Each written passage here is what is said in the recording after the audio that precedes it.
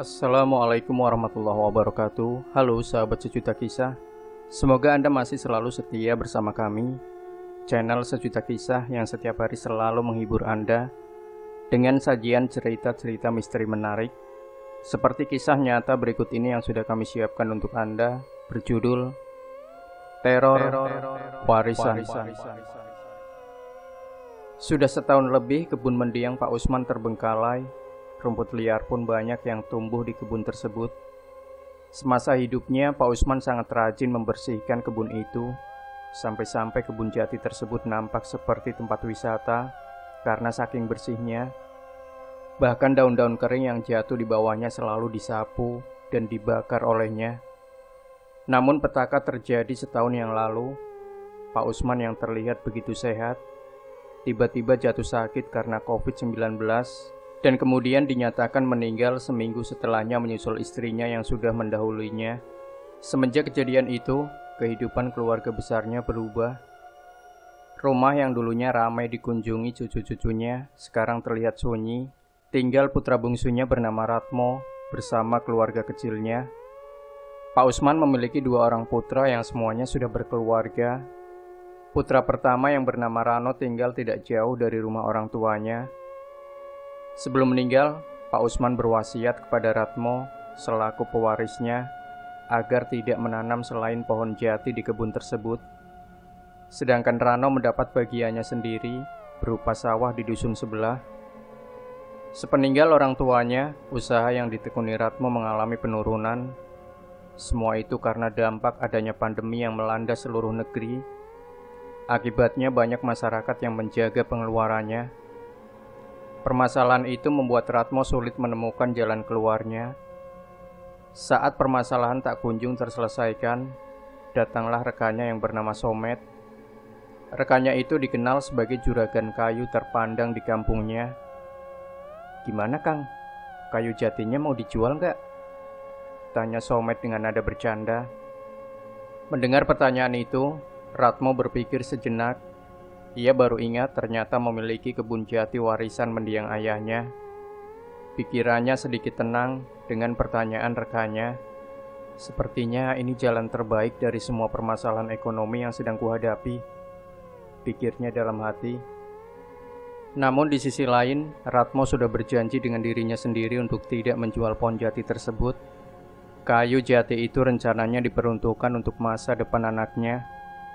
Kegelisahan pun menyelimuti pikirannya, ditambah lagi sebelum meninggal ayahnya berwasiat untuk menjaga kebun jati itu dengan baik.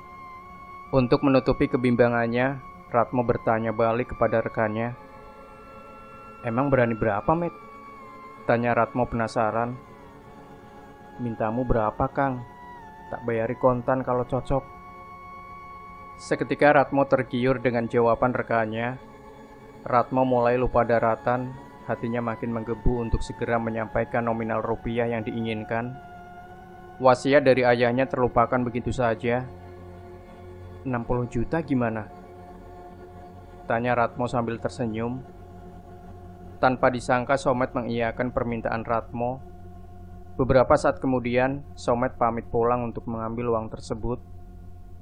Di perjalanan, ia dikagetkan dengan sosok mendiang Pak Usman sedang berdiri dekat kebun jati milik Ratmo. Wajahnya menyimpan kesedihan. "Kok tiba-tiba bulu kuduku merinding ya? Tadi itu siapa ya?" gumam Somet. Pikirannya menjadi kacau. Ia tidak berani berhenti, apalagi menegur orang itu. Karena waktu sudah mendekati maghrib. Setelah persoalan jual beli selesai, hal tak lazim pun terjadi. Sudah 2 malam berturut-turut, Somet selalu bermimpi bertemu dengan mendiang Pak Usman, ayah Ratmo. Kejadian itu membuat Somet tidak nyaman. Dalam mimpi tersebut, mendiang Pak Usman selalu menatap sinis padanya. tatapannya penuh dengan amarah dan kebencian, membuat yang memimpikan pasti langsung terbangun. Akan tetapi, nasi sudah menjadi bubur, kesepakatan pun sudah terlanjur terjadi. Kayu jati itu sudah dijual kembali ke perusahaan besar untuk diolah. Sampai pada akhirnya, Somet tidak kuat lagi dengan teror yang menimpanya. Kemudian diceritakanlah perihal mimpinya kepada Ratmo. Somet tidak mengira kalau ceritanya hanya ditanggapi dingin oleh rekannya. "Santai saja, Met.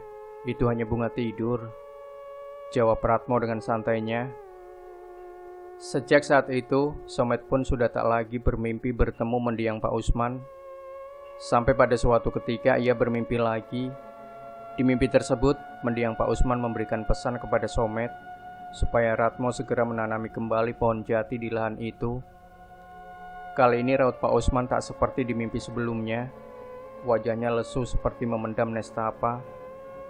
Somet sadar dialah yang membujuk Ratmo untuk menjual jati tersebut. Ia merasa bersalah atas teror yang terus menimpanya. Pagi-pagi sekali, setelah menyeruput kopi robusta, Somet bergegas menuju rumah Ratmo.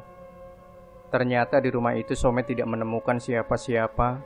Lalu ia menghubungi Ratmo melalui WA, tetapi tak kunjung direspon.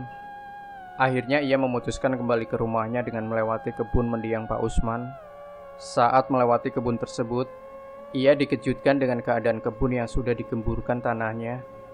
Beberapa saat kemudian, datanglah Kang Kandir membawa bibit kacang tanah yang akan ditanam di kebun mendiang Pak Usman. "Mas Somet, lagi ngapain di sini?" tanya Kang Kandir.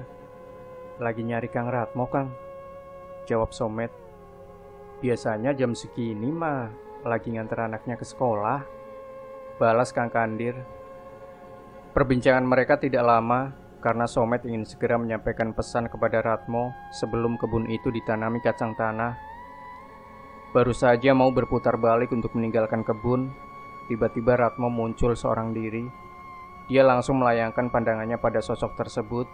Kemudian ia segera memarkirkan kendaraannya kembali. Ratmo pun agak terkejut melihat keberadaan Somet di kebunnya. "Loh, Met, ngapain di sini?" ujar Ratmo keheranan. Somet akhirnya menceritakan maksud kedatangannya ke kebun itu. Sedangkan Kang Kandir tetap melanjutkan pekerjaannya tanpa menghiraukan percakapan mereka. Namun, lagi-lagi Ratmo hanya tersenyum mendengar semua cerita yang disampaikan rekannya. Rupanya Ratmo tidak percaya sepenuhnya dengan apa yang dikatakan oleh rekannya. "Begini saja, semua ceritamu sudah kudengarkan.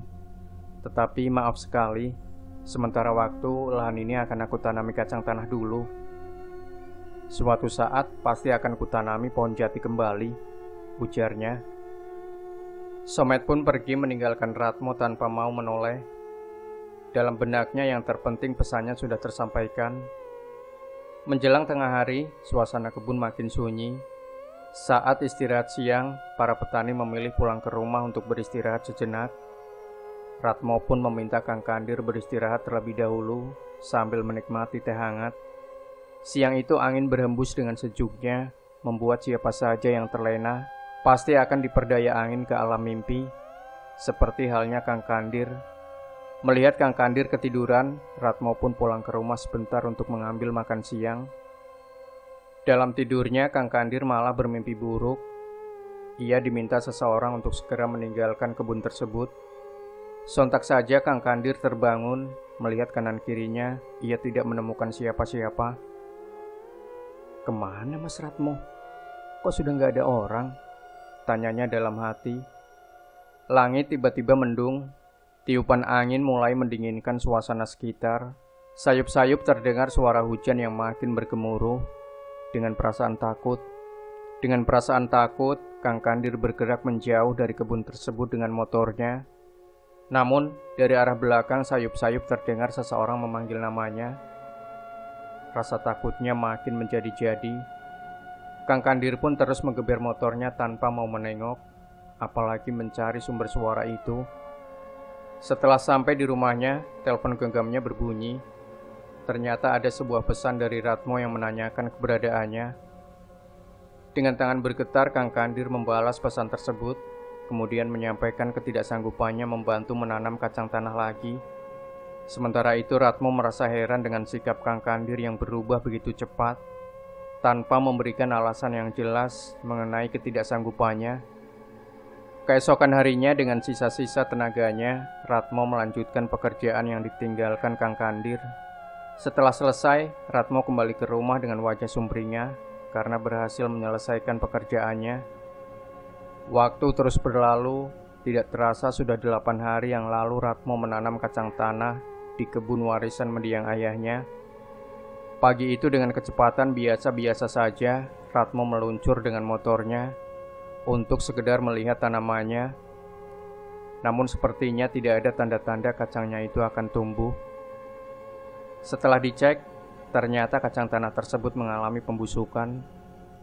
Anehnya, tanah di sekitarnya ikut berbau anyir, seperti ada binatang yang mati di dalamnya. Malam pun tiba, desa Bimajaya nampak diselimuti hawa dingin dan sunyi. Hanya terdengar ocehan binatang malam yang mempertegas suasana asri pedesaan. Dengan tatapan kosong, Ratmo mulai kepikiran dengan peristiwa aneh yang dialaminya akhir-akhir ini.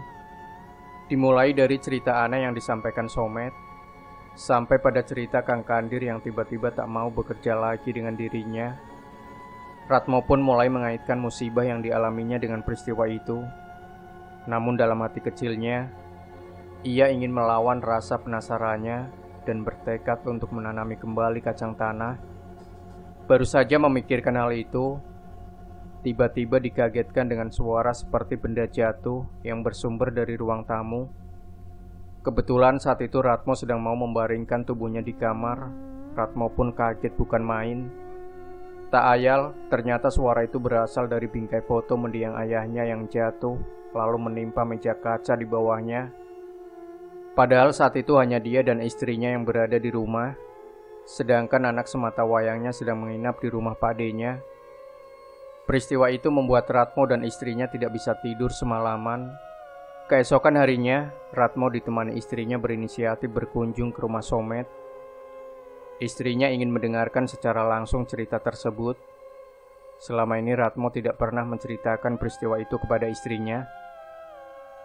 Dalam perjalanannya, ia tidak sengaja bertemu dengan Kang Kandir. Kesempatan itu dipergunakan untuk menanyakan alasan sebenarnya mengapa tidak mau lagi bekerja dengannya. Akhirnya Kang Kandir menceritakan semua peristiwa yang dialaminya.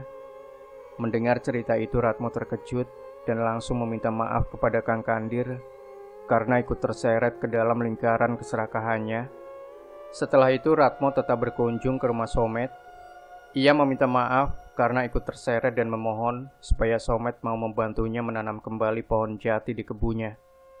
Dan setelah ditanami pohon jati kembali, teror dari mendiang ayahnya tidak pernah mengganggunya lagi. Begitulah akhir dari sebuah kisah misteri teror warisan. Jangan lupa sahabat Sejuta Kisah, berikan komentar Anda, like, share video ini, subscribe channel Sejuta Kisah, dan kembali nantikan cerita-cerita misteri terbaru dari kami. Wassalamualaikum warahmatullahi wabarakatuh.